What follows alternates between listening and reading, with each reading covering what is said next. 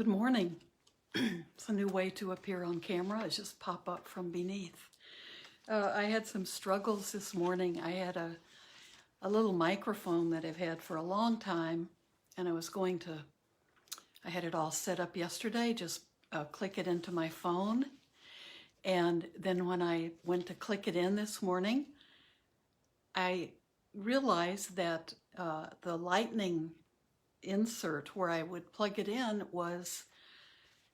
my phone was sitting on its little holder. And so I had to unconvert, or go back to get rid of the microphone and switch things back. So I'm so low tech with doing this on Facebook, but the wee little bit of tech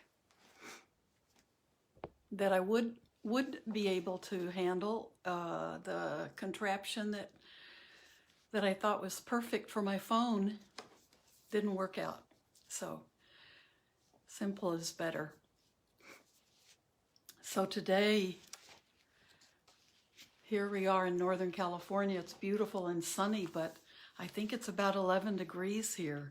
So I remember I'd never lived in this cold a climate when I first moved to Wisconsin like 35 years ago. And I learned pretty quickly you have to not let children outside when the temperature is, I think the school said it was below maybe 13 to 15 degrees. I can't remember what it was. And then having dogs all the time, being careful that the dogs didn't go out when it was below a certain temperature, although the first thing a dog wants to do in the snow is run and jump and bury their face in it. And I had a little short, usually dogs with not very long legs. So this is one of those days when everybody's going to be inside, even though it's gorgeous and beautiful. And this is when the face mask will feel really good on people's faces who do have to go outside. So I wanted to read something else by Ajahn Sumedho, and this is from a different book of his called The Way It Is. And this is a book I've had in my library forever, but it was published in 1991. And Ajahn Sumedho is an American who was one of Ajahn Chah's very first Western students. And he started Abhayagiri Monastery in Northern California, which is still a very successful monastery for male monks. And Ajahn Sumedho is still teaching, and I think he's 86 or maybe a little bit older than that. So I had two articles I wanted to choose from. One is called Patience, but I thought I would start with this one, which is called The Way It Is. It speaks to everything we're all going through these days, I think. The way it is. A skillful reflection is, this is the way it is. Venerable Buddhadasa Bhikkhu, the renowned Thai sage, said, if there was to be a useful inscription to put on a medallion around your neck, it would be, this is the way it is. This reflection helps us to contemplate wherever we happen to be, whatever time and place, good or bad, this is the way it is. It is a way of bringing an acceptance into our minds, a noting rather than a reaction. The practice of meditation is reflecting on the way it is in order to see the fears and desires which we create. This is quite a simple practice, but the practice of Dhamma should be very, very simple rather than complicated. Many methods of meditation are very complicated with many stages and techniques, So one becomes addicted to complicated things. Sometimes because of our attachment to views, we don't really know how things are. However, the more simple we get, the more clear, profound, and meaningful everything is to us. For example, and he's probably talking at a monastery or a public talk. For example, consider the people here, the monks and nuns we live with. Maybe some we feel attracted to, some we feel averse to, some we sympathize with, some we understand, some we don't understand.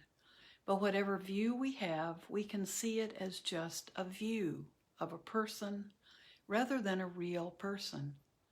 We can hear ourselves saying, I don't want him to be like that. I want him to be otherwise. He shouldn't be like this. I want it to be otherwise is the wail of the age, isn't it? Why can't life be otherwise? Why do people have to die? Why do we have to get old? Why this sickness? Why do we have to be separated from our loved ones? Why do innocent children who wouldn't hurt anyone in their lives, old people who wouldn't hurt anyone, why do they have to suffer from starvation or brutality? There is always some new horrible thing happening. The other day, someone wrote to me about the Bangladesh Muslims trying to get rid of Buddhist hill tribes in the Chittagong hill tracts through genocide. Then we hear about Iranians trying to eradicate the Baha'is. It goes on endlessly. The Sinhalese and the Tamils. There's always this clash between groups, one trying to take over another's land or power. This has been going on since who knows when. There's always been someone trying to exterminate someone else since Cain murdered Abel. And that was a long time ago. But each time we hear of these atrocities, we say, how terrible, it shouldn't be. We hear about American drug companies selling poisonous and horrible drugs to the third world countries. That shouldn't be dreadful. The pollution of the planet, the despoiling of the environment, the killing of dolphins and whales, where does it end? What can you do about it? It seems to be an endless problem of human ignorance. At a time when people should know better, they are doing the most horrendous things to each other. It is a time of gloomy predictions, earthquakes, volcanic eruptions, and diseases. It shouldn't be like this. Now, saying this is the way it is not an approval or a refusal to do anything. But it is a way of establishing oneself in the knowledge that nature is like this. In the animal kingdom, it's very much a question of survival of the fittest, a natural self-selecting law where the weaker strains are destroyed. So in that way, even nature is quite brutal, isn't it? We think of nature as being everything it should be, sweet with flowers and sunshine, but nature is also very brutal. What is our position in nature? We can live on the level of the animal kingdom where survival of the fittest is emphasized, the strong over the weak, living by fear and power. We can live like that because we share that animal mentality. We have an animal body and it has to survive like any other animal body on the planet. So the law of the jungle is something human beings can subscribe to, which many of them do. But this is only a lower level, isn't it? If we just live on that level, then we must expect the world to be as it is, in a state of fear and anxiety. But as human beings, we can get beyond this animal level. We can decide to abide by moral standards so that we don't have to live our lives in a state of anxiety. But even higher than that is our ability to realize the truth, to contemplate existence, to cultivate the reflective mind through which we can transcend personality. At the level of moral behavior, we still have a very strong personality view. And in our civilization, we've developed a sense of me and mine to absurdity. So strong is this sense of me and mine that it seems to dominate and taint everything we do. And there's always a sense of anguish and suffering connected with it. Just contemplate this. Whenever there is a sense of me and mine in anything, it always seems to give rise to discontent or uncertainty, doubt, fear, or anxiety. This is a view of me as an individual being, of this as mine, of what I should or should not be or do, based on a belief in oneself as the body or a set of mental conditions. However, this view is based on illusion. It comes from conditioning, not from insight. So as long as we identify with the limitations of the body and the mind, then of course we are going to experience doubt, despair, anguish, sorrow, grief, and lamentation. These mental forms of suffering. How could it be otherwise? We're certainly not going to get enlightenment from distorted misunderstanding and wrong view. We have this opportunity now to establish right view and right understanding. And those are the first two pieces of the Noble Eightfold Path. We have this opportunity now to establish right view and right understanding, which frees us from the personality illusion, the identification with what are called the five aggregates: body, feeling, perception, mental formations, and consciousness. So we contemplate the consciousness through the senses: eye, ear, nose, tongue, and body. We can contemplate mental formations, the yesterdays of our own creation, and the thoughts and views that we create. We can see them as impermanent. We have the ability to contemplate the nature of things, to say, this is the way it is. We can notice the way it is without adopting a personality viewpoint. So with the breadth of the body, the weight of its posture, we are just witnessing and noting how it is now, in this moment. The mood of the mind, whether we feel bright or dull, happy or unhappy, is something we can know. We can witness it. And the empty mind, empty of the proliferation about oneself and others, is clear, it is intelligent and compassionate. The more we really look into the habits we have developed, the more clear things become for us. So we must be willing to suffer, to be bored, miserable, and anguished. It's an opportunity to bear with these unpleasant mental states rather than to suppress them. Having been born, this is the way it is at this time, at this place.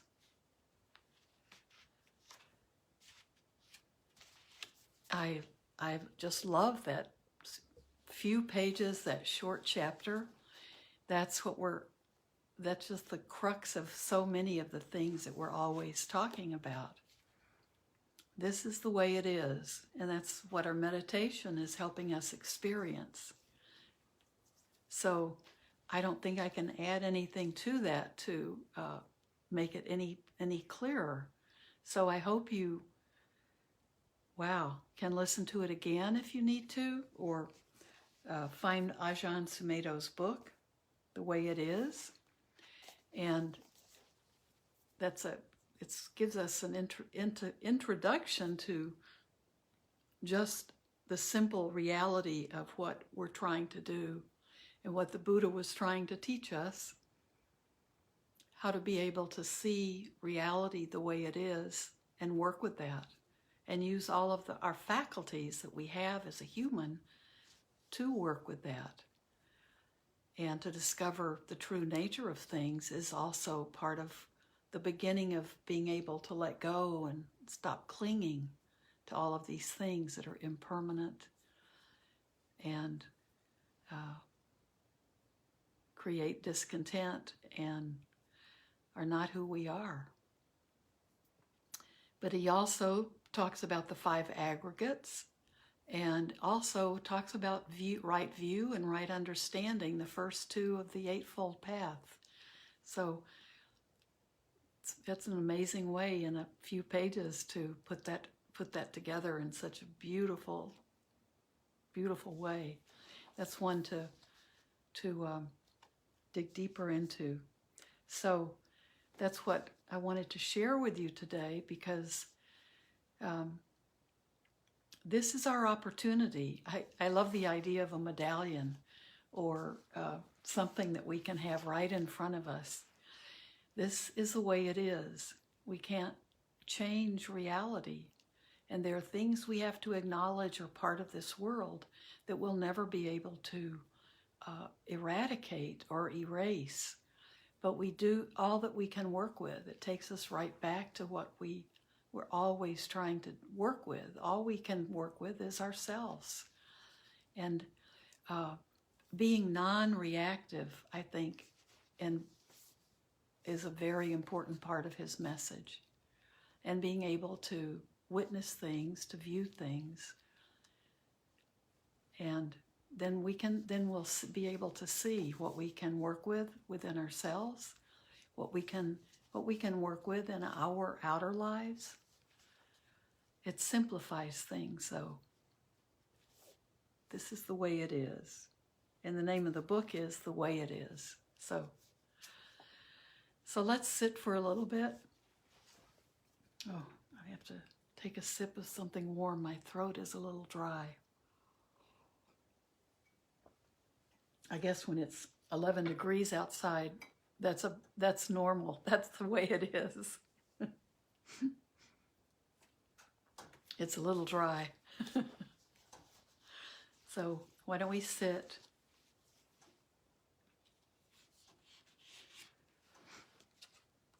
And as we finish our time together, I'm going to read my wish again, Shanti Deva's, from the writings. It's an edit from Shanti Deva's writings, The Way of the Buddha, The Way of the Bodhisattva.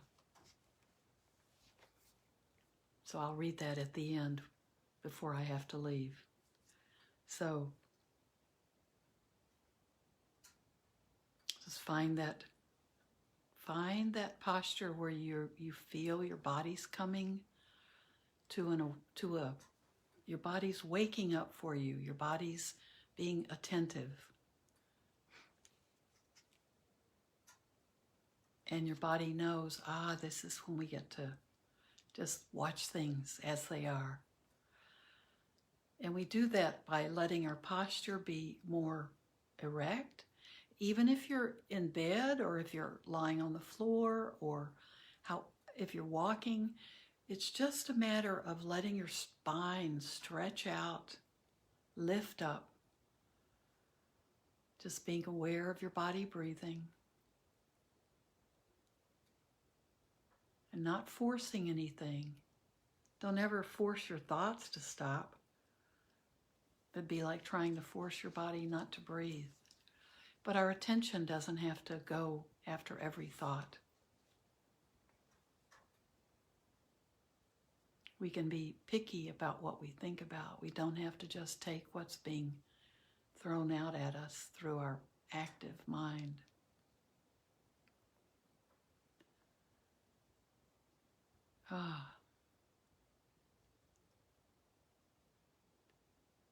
And we've been finding that when that spine is lifted up, when we've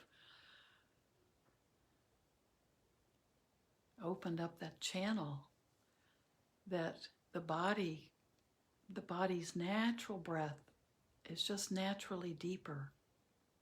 So we've expanded the area in our lungs. We've created more space for oxygen.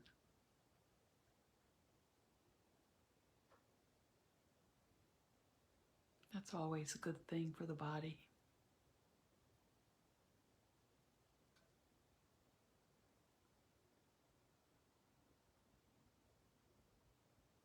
Just be with your breath.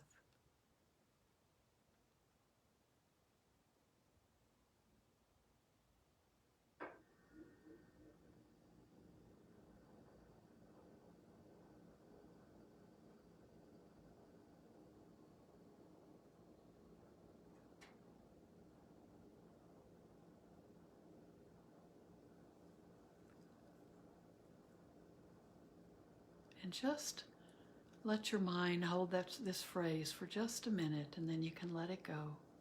This is the way it is.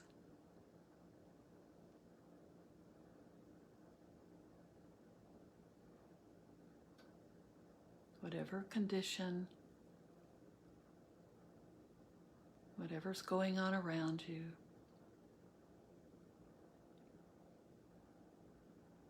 this is the way it is.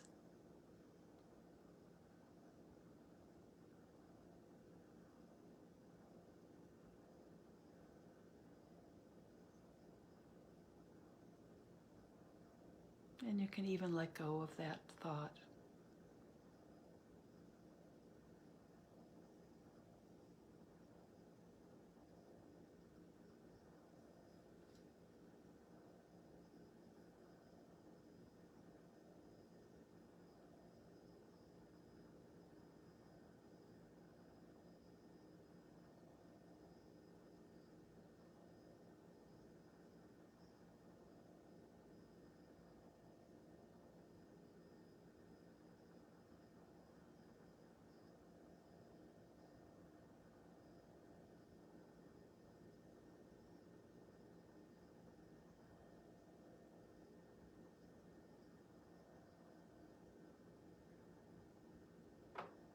Let your attention be very lightly, like that little butterfly on the tip of your nose. That's your attention. It's very light. On each breath you take in,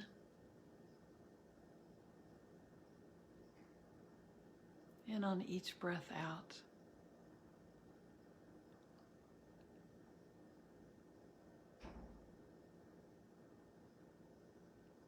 The feeling should be one of lightness.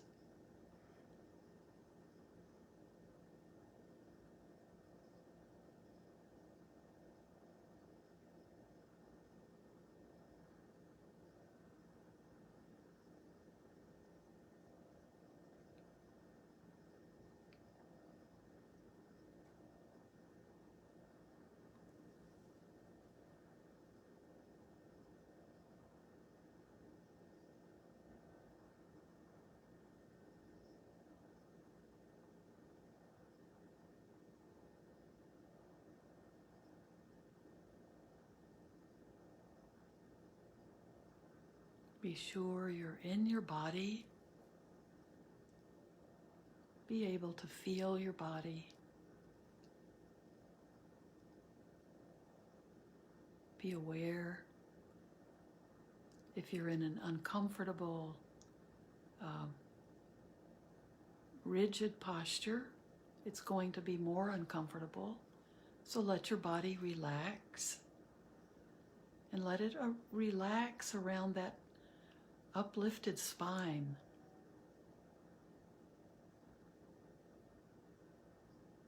Feel the tension leave your body with each exhale.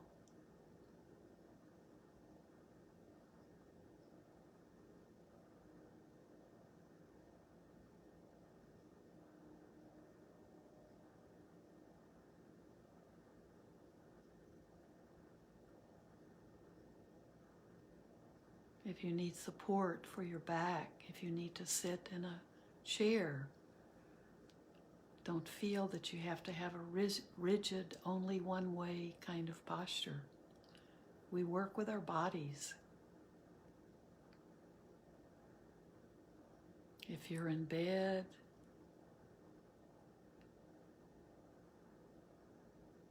you may want to be listening to me just so you can relax and go to sleep peacefully.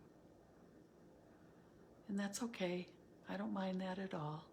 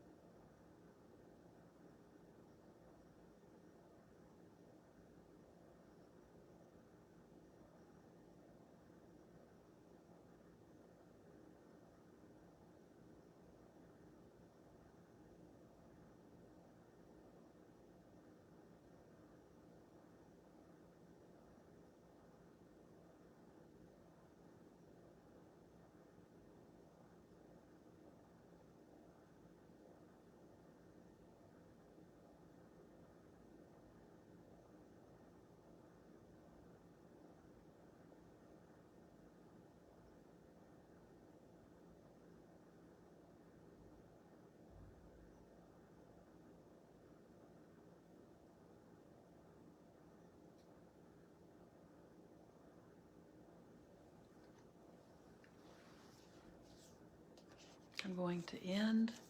You can keep sitting long after my time is finished. So keep sitting. I'm just going to read my wish.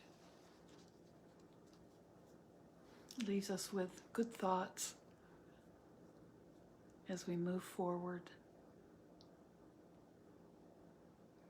May I become at all times, both now and forever, a protector for those without protection, a guide for those who have lost their way, a ship for those with an ocean to cross, a sanctuary for those in danger, a lamp for those without light, a place of refuge for those who lack shelter, and a servant to all in need.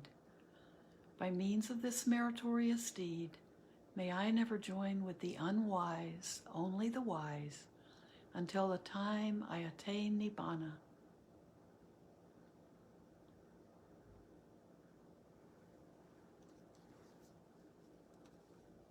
If you can, just keep sitting. Just be with everything just the way it is.